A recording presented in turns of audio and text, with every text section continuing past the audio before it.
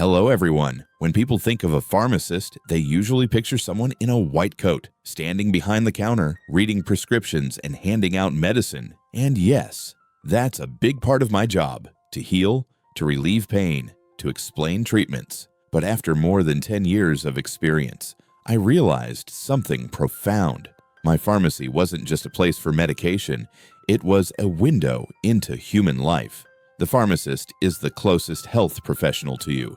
You pass by that green cross every day, sometimes without noticing. Over the years, I've met thousands of people. Some came in with pain, with illness, and I was proud to help them thanks to modern medicine. Illness is often unfair. It strikes randomly, and that's exactly why medicine matters. But there was another group of people who truly caught my attention. Men and women in their 70s, 80s, sometimes even 90s. They didn't come for emergencies. They came for maintenance, for well-being. They radiated something powerful, an energy, a vitality that made me think, wow, I want to be like them when I reach their age. So I changed my approach. Instead of only giving advice, I started asking questions. I wanted to understand. And today, I'm going to share with you what these remarkable people told me. Their simple but powerful secrets for staying healthy and full of life. The first thing I noticed among these vibrant seniors was their relationship with movement. And no,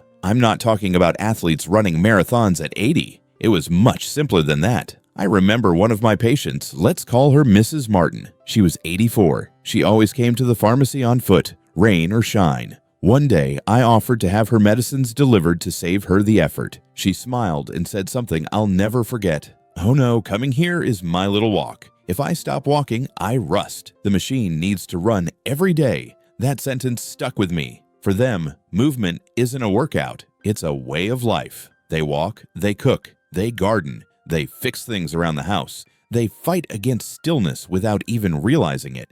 They never sit for hours doing nothing.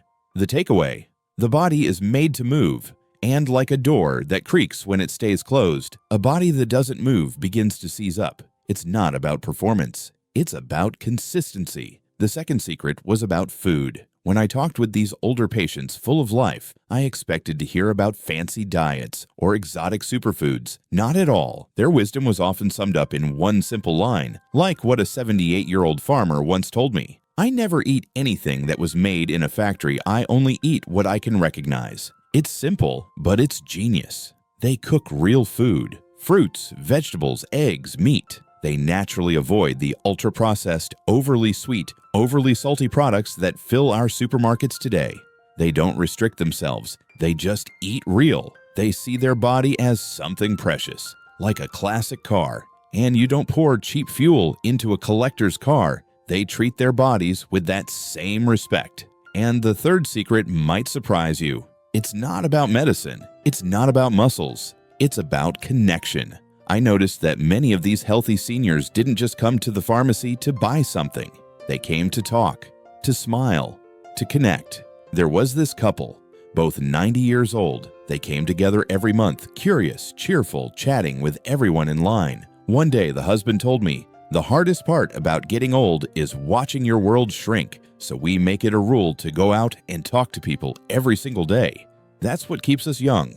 Science confirms it now. But they had already figured it out. Isolation is toxic. Social connection is medicine for the brain and for the heart. Being surrounded, talking, showing interest in others. It lowers stress, strengthens the immune system, and keeps the mind alive. If there's one thing these 10 years behind the pharmacy counter taught me, it's balance. Medicine is essential. It treats, it repairs, it saves lives. Never ever neglect your medical care. But these extraordinary patients also reminded me that we play an active role in maintaining our health every single day. Their secrets aren't magical. They're simple, but powerful. Move a little every day. Keep the machine from rusting. Eat real, unprocessed food. Give your body good fuel. Stay connected. Feed your soul with human contact. That's the magic formula. Good medicine when you need it, and good habits the rest of the time. Thank you for listening. And now, I'd love to hear from you. Do you have an older relative who amazes you with their energy? Share their little secret in the comments below. And if you enjoyed this episode, don't forget to subscribe and listen to the full 30-minute podcast version for even more stories and practical tips. Take care, and I'll see you in the next episode.